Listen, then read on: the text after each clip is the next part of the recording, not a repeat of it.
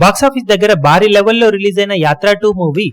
మొదటి పార్ట్ యాత్ర మంచి వసూలను సొంతం చేసుకోగా యాత్ర 2 విషయానికి వచ్చేసరికి అదే రేంజ్ లో జోరు చూపెడుతుంది అనుకుని మేకర్స్ ఏకంగా 50 కోట్లకు పైగా బడ్జెట్ తో సినిమాను తెరకెక్కించగా నాన్ థియేట్రికల్ రైట్స్ ద్వారా ఆల్మోస్ట్ 20 కోట్లకు పైగా రికవరీని ఈ సినిమా సొంతం చేసుకున్నా కానీ బాక్సాఫీస్ దగ్గర ఓపెనింగ్స్ పరంగా ఏ మాత్రం ఇంపాక్ట్ ను ఈ సినిమా చూపించలేకపోయింది. మొదటి రోజు నుండే కలెక్షన్స్ పరంగా అండర్ పర్ఫార్మ్ చేసిన ఈ సినిమా రెండవ రోజు భారీగా డ్రాప్ అవ్వగా ఓవరాల్ గా బడ్జెట్ పరంగా ఏ మాత్రం హోల్డ్ ను చూపించలేకపోయింది.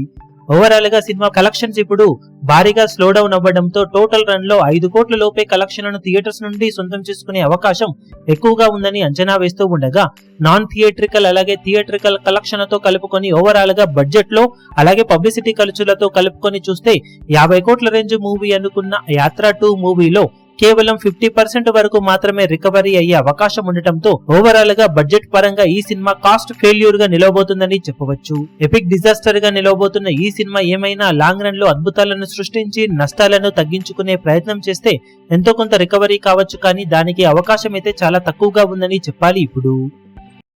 ఈ వీడియో మీకు నచ్చినట్లయితే లైక్ చేయండి, షేర్ చేయండి, ఛానల్ ను సబ్స్క్రైబ్ చేయడం మాత్రం మరవకండి. ఏ చిన్న అప్డేట్ ను మిస్ అవ్వకూడదు అనుకుంటే బెల్ ఐకాన్ ను ప్రెస్ చేయండి.